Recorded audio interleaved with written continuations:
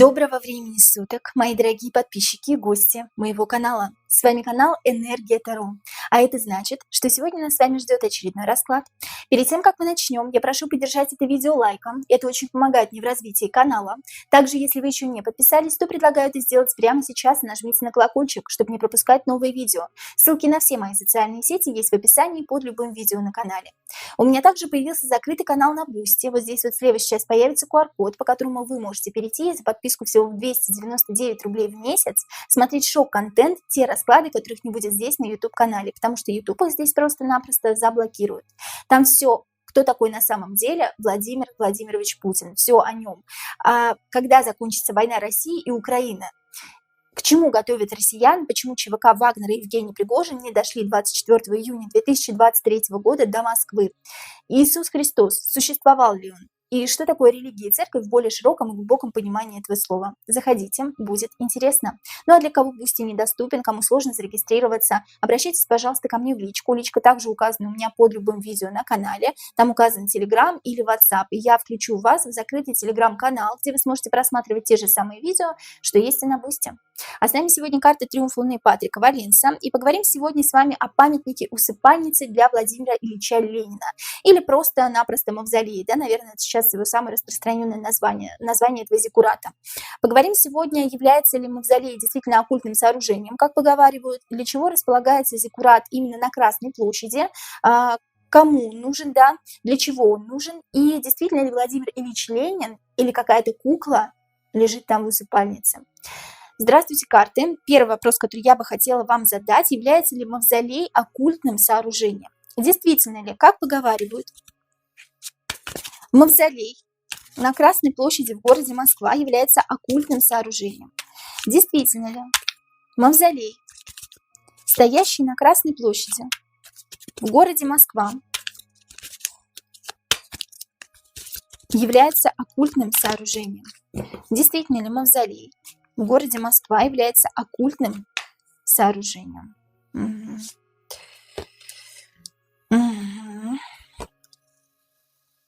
Так.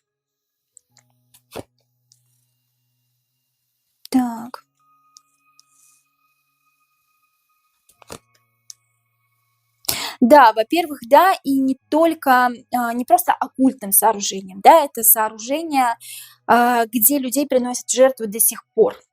Сейчас мы посмотрим, да, ну, во-первых, туз мечей – это то, что говорит однозначно, да, то, что нам говорит о том, что там находятся какие-то люди, которые правят этим мавзолеем, да, управляют этим мавзолеем из определенного культа. Почему? Потому что они всегда являются победителем, они всегда на коне. Для них всегда все лавровые венки, причем лавровый венок, посмотрите, с него течет, капает кровь, да, им достаются лавры, им достается корона, им достается какое-то злато-богато не просто так, понимаете? А именно с кровью, со страданиями людей. Им нравится, когда люди страдают, да? И они закрепляют договора, темные договора, которые они заключают с нечистой силой, именно кровью. Посмотрите, с пальчика, с мизинчика капает кровь. И именно вот этот вот жест, когда мизинчик вытянуть, да, это относит людей к определенному культу. Здесь либо люди, либо недолюди, да, называйте как хотите, либо рептилоиды, те сущности, которые давным-давно заключили договор с темными силами и которые питаются негативной энергией, страданиями и даже кровью обычного народа, да, и здесь однозначно, да, является ли данный зиккурат оккультным сооружением, конечно, да, и здесь люди управляют, относящиеся к определенному культу, те люди, которым не просто так достаются лавровые венки, а именно с кровью, при помощи страданий, которые они доставляют другим людям, да, обычным людям. И здесь всегда у них лавровые венки, всегда корона, да, всегда они являются победителями по жизни. Почему? Потому что заключили договор с дьяволом, 15-й старший аркан дьявол. А этот дьявол требует жертв, понимаете? Он стоит и требует жертв. Причем дьявол какого-то женского рода, да, здесь мы видим именно женщину дьявола. Ну, мы знаем то, что я вам говорила в прошлых видео, да, то, что дьявол не один управляет этим миром, с ним рядом еще его дьяволица, так скажем, да, и вот здесь вот мужчина и женщина показаны нам, да. Люди, заключившие договор с темными силами, управляют этим зиккуратом, этим мавзолеем, оккультным сооружением, действительно оно является оккультным, и приносят кого-то в жертву путем заманивания туда. Карта любовники говорит о заманивании обычного народа, обычного человека кем-то извне. Их заманивают, потом человек пытается отбиться, потому что человек является всего лишь пажом, он отбивается от некой змеи, да, от некой сущности, от некого рептилоида. Человек пытается отбиваться, но его как окружают, что ли, да, как вот сказать. Его окружают и посвящают для начала в какой-то культ. Тут посвящение, да, по отшельнику. Тут отшельник у нас тоже непростой, тут посвящение в какой-то культ, какой-то обряд совершается для того, чтобы очистить, видимо, тело или душу человека, и потом только сам дьявол, так скажем, да, он забирает либо душу, либо тело, да, все, что ему нужно от этого человека, либо какие-то негативные эмоции. Человека здесь явно мучают, человека здесь явно устрашают для того, чтобы его гавах и его кровь были насыщены вот этими страданиями. Им нравится пить вот эту кровь, насыщенную страданиями людей. И до сих пор в мавзолее совершаются такие оккультные обряды. Если бы они не совершались, наверное, мавзолей бы и не существовал, да, пусть то, что вы сейчас услышали, кажется совершенно невероятным, да, совершенно каким-то фантастическим, как это в 21 веке, посередине Красной площади, да, в мавзолее, в таком месте происходят какие-то обряды. Нет, людей не забирают из обычного народа, там, да, который заходит смотреть на мавзолей, заходит посмотреть на Ленина. Нет, конечно, да, там людей тщательно выбирают, чтобы не было никакой догадки, то, что он исчез действительно в мавзолее. Тут вот говорится об этом, тут нам карты дали такой развернутый ответ. А для чего мавзолей находится именно на Красной площади в центре Москвы? Для чего мавзолей находится именно на Красной площади в центре Москвы с мумией внутри? Ну, мумия или не мумия, мы сейчас еще узнаем, да, об этом. Для чего мавзолей находится на Красной площади в самом центре Москвы с мумией внутри? Для чего мавзолей находится в самом центре Москвы с мумией внутри? Управление людьми, да? Управляет колесница, управляет своими, простите, расфокус немножко, своими лошадками. Тут лошадки в виде людей, да, управление, ну вот видите опять вот этот жест, да? Посвящаю вас в людей, которые мало знают, много знаешь, мало спишь, как говорится, да? Пребывание в стагнации, 9-й старший аркан, 9-ка всегда стагнирует. Люди стагнируют или не эволюционируют, а наоборот уходят вниз, да? Что же у меня такое сегодня с камерой, простите. Наблюдение за людьми, да? Угу. Сейчас я вам объясню все полностью. 2 карты жадности у нас вышло. Так, значит, ну, здесь управление, да, определенно людьми. Первый аркан у нас сразу вышел, да, это колесница. Это 7-й старший аркан колесница. Человек, который управляет лошадками, причем лошадки, видите, в виде людей, имеют какой-то человеческий облик, а колесница имеет какой-то облик луноликого человека, который управляет массами. Да? Для чего стоит зиккурат в самом центре Красной площади, да? На Красной площади? Для того, чтобы управлять массами, для того, чтобы люди не просто не эволюционировали, а они шли вниз, да? Шли на самое дно, слушались. Слушайте меня, да, внемлите мне. Тут отшельник говорит, слушайте меня, я повелеваю вам, вот этот вот жест, да. Послушайте мудрого старца, там, я вам повелеваю, я вам говорю вот так, вот так, вот так, да. И здесь луна растущая, обратите внимание. Эта сила растет с каждым днем, сила вот этого масонского ложа, так скажем, да, сила тех людей, кто относится к иному культу. Управляют они людьми таким образом, вот с помощью этого зиккурата. Этот зиккурат имеет невероятную силу. Не то, не просто чтобы управлять людьми, а чтобы еще наблюдать, да, на несколько лет вперед. Тут карта звезда, тут человек, астроном, наблюдает за звездой, управлять и наблюдать, что будет на несколько лет вперед. Да? Здесь еще карта жадности срабатывает, жадность по Гаваху, по негативной энергетике. Очень много людей ходит на Красной площади, кто-то негативит, у кого-то какие-то свои моменты, да, есть в жизни. И это замечательный сбор Гаваха, да. Гавах, если не знаете, что такое, посмотрите на моем закрытом канале, что такое Гавах. Если знаете, напишите мне в комментариях, что вы знаете про Гавах, тоже интересно послушать ваше мнение.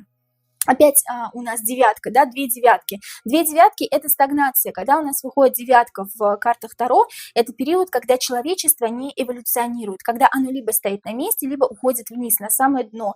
Очень хорошо помыкать людьми, да, здесь, смотрите, рыцарь Пентаклей сидит на дракончике. Дракончик – это весь народ. Если бы народ сплотился вместе, он бы был как один большой дракон, понимаете, который противостоит власти, правительству, всему вот эту беззаконию. Но народ не противостоит никогда против правительства. Понимаете, почему, да? Понимаете, потому что вот был построен вот этот мавзолей, по крайней мере, в Москве, да, так работает. Я не знаю, как в других городах, но в Москве точно люди самые, извините за выражение, пришибленные. Я сама живу в Москве, поэтому даже не говорите мне то, что «а ты кто такая там», да?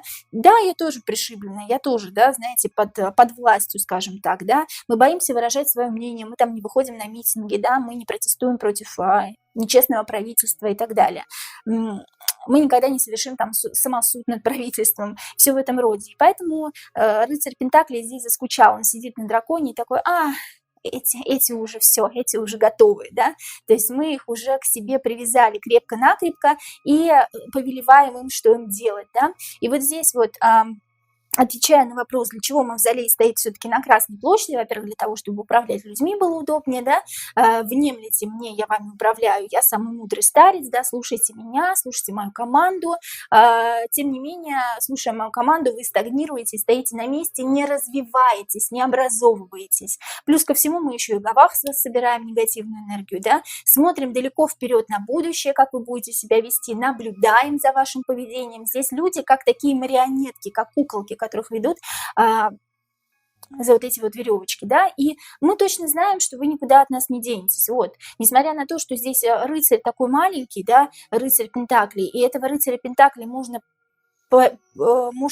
я не знаю, там одной рукой, одной лапой, да, одной левой, как говорится, его просто присобачить, так скажем, да, если бы народ восстал против этого рыцаря Пентаклей, рыцарь Пентаклей, представьте, что это власть, а дракошка – это мы с вами.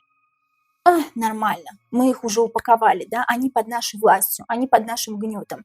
И здесь еще карта жадности, четверка пентаклей. Карта жадности говорит о том, что сколько бы денег не было в этой стране, там, сколько бы ресурсов не было, да, все мало, мало, мало правительству, да, все мало власти и тем людям, которые стоят наверху, которые стоят и называются мировой элитой, которые стоят над властью, над правительством. Да? Правительство – это просто мелкие сошки. И тут жадность до денег, жадность до Гаваха, подпитка негативной энергетикой. Да? Когда они пьют Гавах, у них открывается третий глаз, им нравится это безумно, да? Они там могут путешествовать в параллельные миры какие-то, да, выходить из собственного тела, им это интересно, им это нравится, тогда, когда они нами управляют и помыкают. И очень удобно за нами следить, очень удобно держать нас в узде, так скажем, да, и планировать далеко на будущее. Когда вот этот зиккурат, когда вот это оккультное сооружение стоит посередине Красной площади, плюс ко всему там еще проводятся до сих пор, как мы поняли уже, да, какие-то обряды, да, оккультные, когда людей просто забирают, я не знаю, там людей, детей, может быть, да, в жертвы, да, для того, чтобы принести в жертву к своему вот этому господину. А вот кто там лежит, мы сейчас узнаем. Действительно ли тело Ленина находится в усыпальнице в мавзолее Москвы? И почему именно Ленина положили? Ну, почему именно Ленина, это понятно, да, то, что народ там как бы шел за Лениным, там, Ленин, вставай, поднимайся, рабочий народ и так далее, это понятно, это мы не будем спрашивать. Действительно ли тело Ленина находится в усыпальнице в мавзолее Москвы? Действительно ли тело Ленина находится в усыпальнице в мавзолее Москвы? Или все-таки это какая-то кукла? Действительно ли тело Ленина находится в усыпальнице в мавзолее Москвы. Действительно ли тело Ленина находится в усыпальнице в мавзолее Москвы?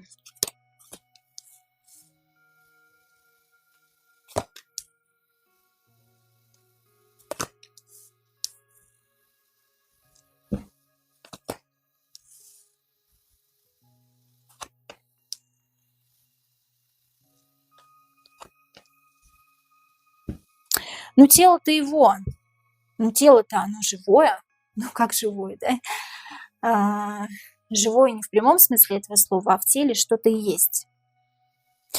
Тут что-то с головой произошло у человека, да, чего он умер, я про Ленина имею в виду, да, тут как-то его трансформировали под себя, как-то как куклу сделали из него еще при жизни.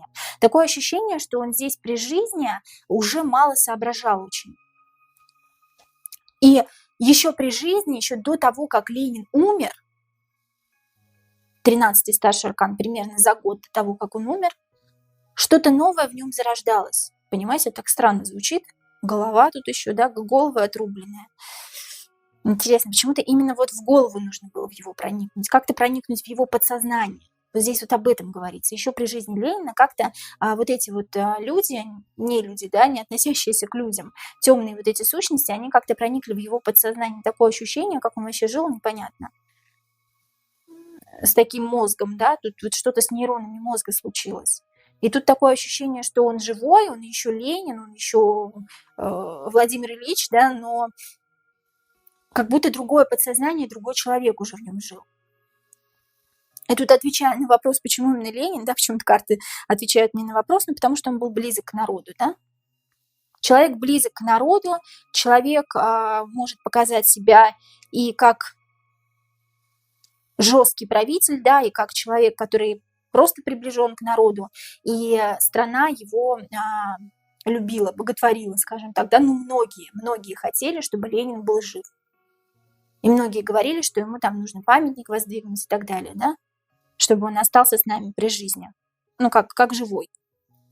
Но тут такое ощущение, как вот он умер, вот трансформация произошла, и что-то подселилось в его тело. Тут любовники, да, он как подселяется. Тут дьявол целует девушку, он как будто внутрь нее проникает, хочет внутрь нее проникнуть. И, соответственно, 15-й старший аркан сам дьявол. Тут дьявол в теле человека, а тело человека, душа человека, вернее, она где-то находится не там, не в нашем мире, не в том мире, да, и она страдает, я имею в виду Владимира Ильича. Тут страдает душа Ульянова Ленина, скажем так, да, и тут как заново он трансформировался и как заново родился, но его душа где-то витает, тело осталось, и в этом теле кто-то обитает сейчас. Вот, видимо, та самая сущность, которому приносит жертва. Именно поэтому его тело должно быть как храм для вот этой сущности, чтобы эта сущность в этом теле обитала. Именно это тело вот этого человека дает большую силу для существа, которое сейчас там обитает в мавзолее, и которому все приносят жертву. Я имею в виду те темные сущности, которые заключили с ним договор, они приносят ему жертву, а нужен был именно человек из народа, которого страна уважала, который имел два лица, был жестким правителем, да, и мог и по головке погладить, и кнут, и пряник. И страна его за это уважала. Ну, в то время, да, как бы я не знаю, каким действительно был Владимир Ильич Ленин, кто-то его ненавидит, кто-то его любит, наоборот. Ну, вот он был близок к народу, и нужно было именно вот это необычное тело, которое трансформировалось уже при жизни, в нем зародилась какая-то новая жизнь уже при жизни. Странно, но что-то произошло с его мозгом, мы как будто управляли, что ли, именно при жизни. И как будто постепенно подселенец к нему, да, заходил в его тело, в его голову, в его мысли. Тут есть подселенец в этом теле. И он растет с каждым днем становится все крепче и больше. Здесь маленький дьяволенок, который растет. Клешни, да, клешни отсылка к ракообразным, помните, да? Ракообразная отсылка к полной луне, к луна в колоде. Это самая такая непростая карта. Говорит об иллюзии этого мира, иллюзорности этого мира. И здесь с каждым днем вот этот вот дьявол, он растет в этом теле и становится жирным таким, напитывающимся энергией, гавахом.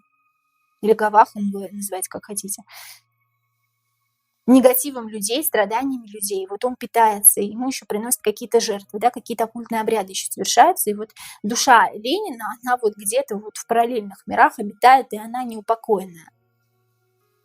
Это очень сильное место для каких-то, говорю же, оккультных обрядов.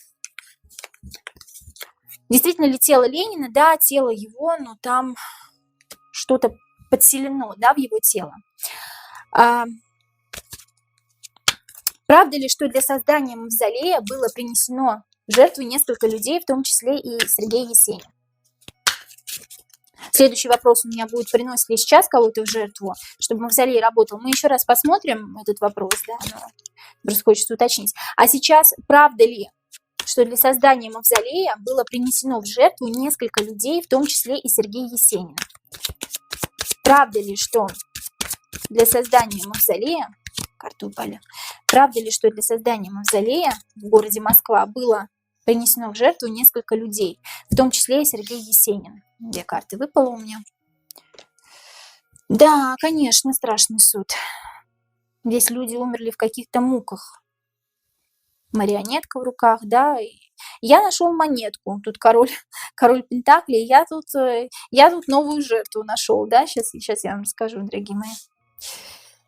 Правда ли, что для создания мавзолея, ну да, здесь все карты негативные, было принесено в жертву несколько человек, в том числе Сергей Есенин. Было несколько человек, это правда.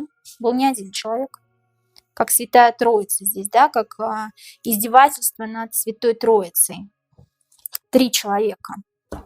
Опять этот дьявол, который никак не насытится. Он тут самую главную скрипку, самую первую скрипку играет. Да, было принесено 3 жертвы.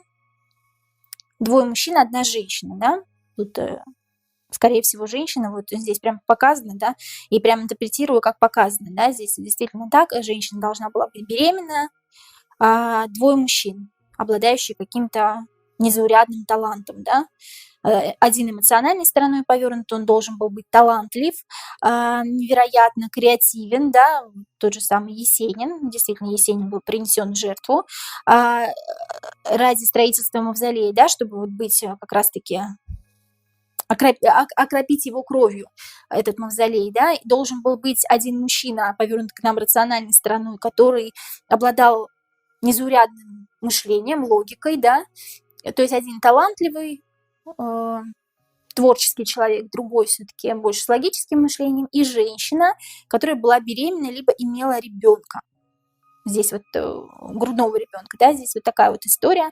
20 старший аркан страшный суд, да, действительно, дьявол их сожрал, да, и тут человек, который принес этому дьяволу жертву, так скажем, эти жертвы, говорит: о, вот какой я молодец, принес тут нашему дьяволу жертву, вот видишь, я тащу в руках марионетку, да, тут какой-то король пентаклей, либо земного знака зодиака, да, либо человек, приближенный вот к этой вот к этим сущностям, скажем так, да, не хочу называть это мировой элитой, потому что это действительно какие-то сущности, какие-то гады, какие-то лярвы, да, вот что я принес.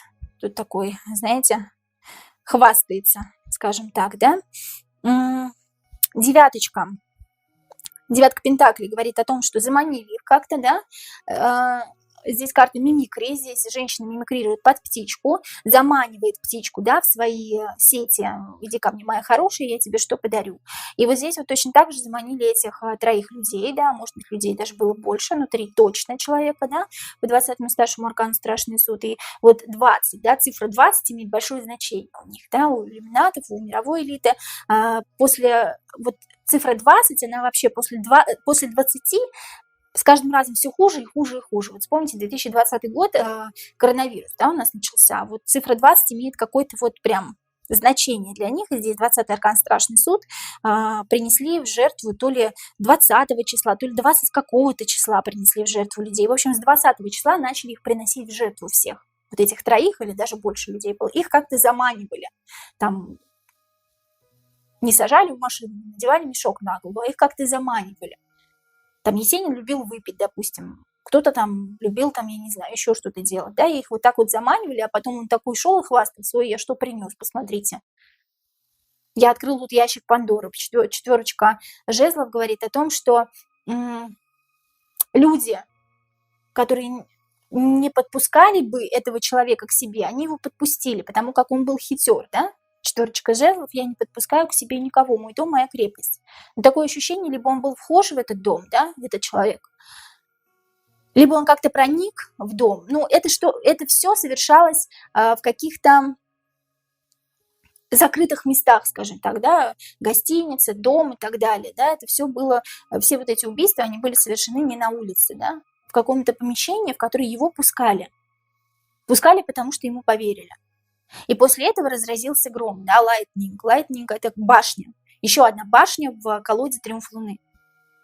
Что такое разразился гром? Это значит, случилось чудо, да, для дьявола. Дьявол проснулся в теле Ленина, скажем так, да. И здесь мавзолей начал работать, начал набирать силу какую-то, да, потому что окропили мавзолей вот этой кровью.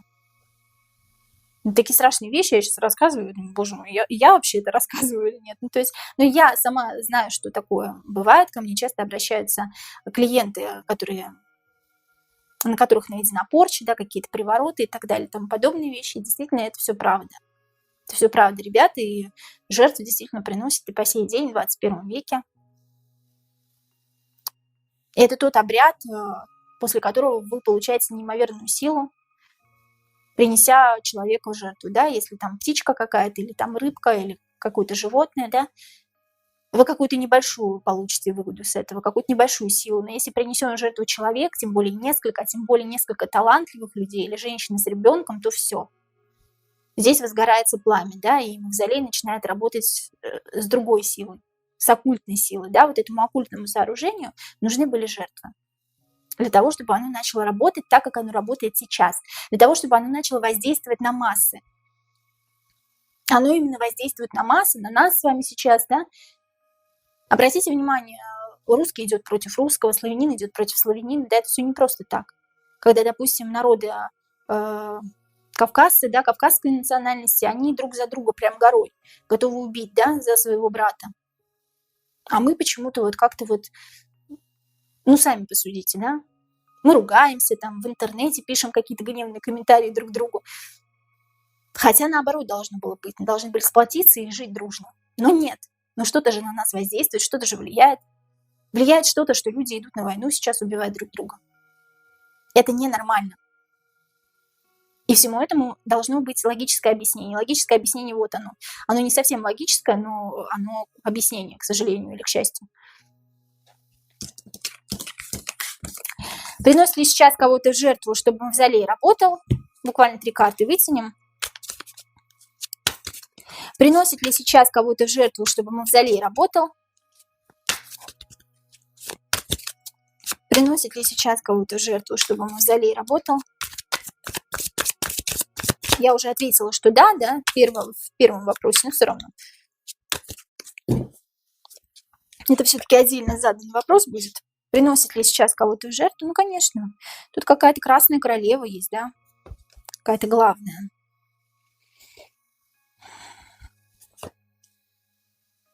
Угу.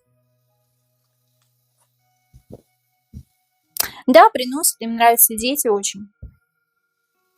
Дети несмышленые, которые бегут за любой, поманишь пальчиком, да, бегут.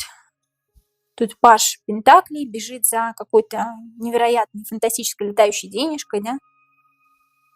Им нравится это занятие, как за бабочкой, да.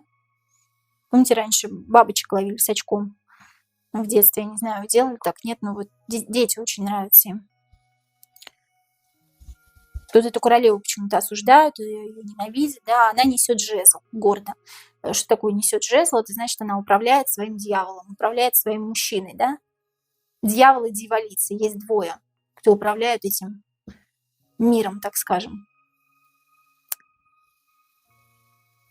И вот здесь вот почему-то ее ненавидят, эту красную королеву. Эта красная королева – это та королева, которой все приносят вот дань уважения какую-то, да. Срывают для нее цветки. Несозревшие еще цветки. Несозревшие цветки – это дети. Ребенок здесь у нас показан, да, Паша, здесь срываются несозревшие цветки. Для этой королевы, ну, естественно, для самого дьявола, да. для той сущности, кто обитает вот в этом мавзолее. Мы сейчас конкретно про мавзолей говорим. Какая-то красная королева, которая, вот опять мизинчик, да, выставленный у нее, относится к иному культу королевы жезлов. Королева жезлов, королева огня, королева пламени, королева ада. Сколько еще зиккурат или мавзолей простоит на Красной площади? Сколько еще мавзолей простоит на Красной площади?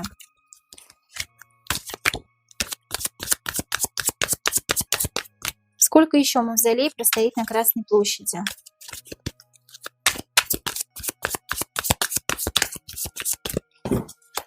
Сколько еще мавзолей простоит на Красной площади? Долго простоит. Опять вот этот оккультный, да? Жест с мизинчиком, да? Тут правит дьявол, говорит нам 15-й старший аркан. Чего вы хотите? Все уже подчинены моей воле, да? Девяточка, стагнация. Люди не образовываются, скажем так, да? А те, кто образовываются, их меньшинство. Меньшинство нас с вами, кто сейчас смотрит этот расклад и думает, да, действительно, это правда. Кто сейчас смотрит расклад и думает, фигня какая, что за шарлатанка здесь стоит, тут раскладывает карты. Вот те, вот, кто не образовывается, кто сейчас так думает, вот тех очень легко подчинять себе, да.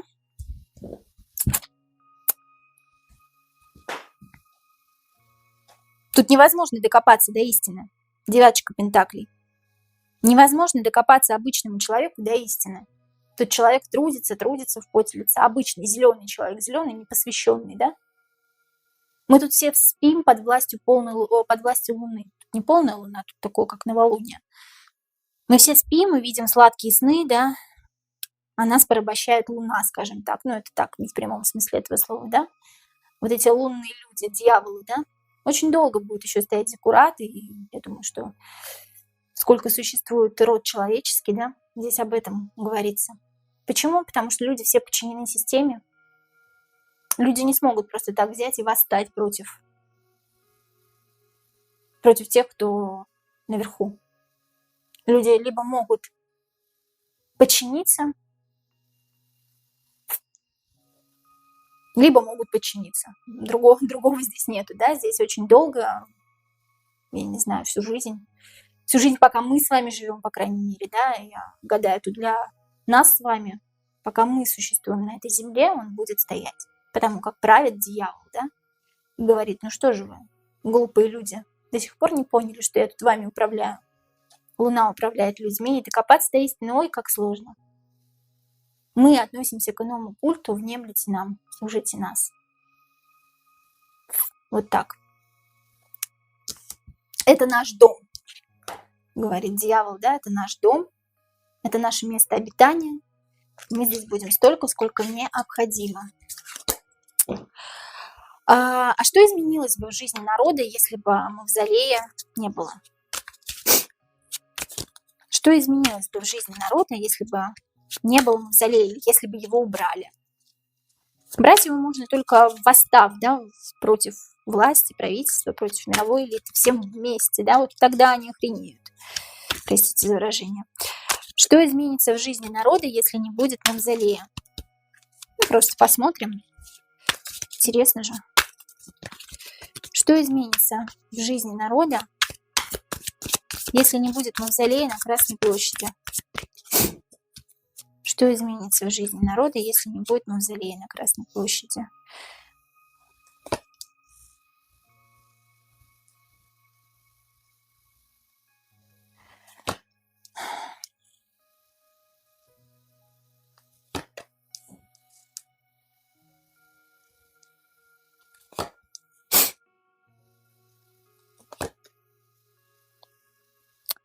Ну, тут, понимаете, как мавзолей, не мавзолей, тут не совсем от него все зависит, да, тут люди все равно будут управляемы своими страхами, своими эмоциями, потребление гафа все равно не прекратится, да.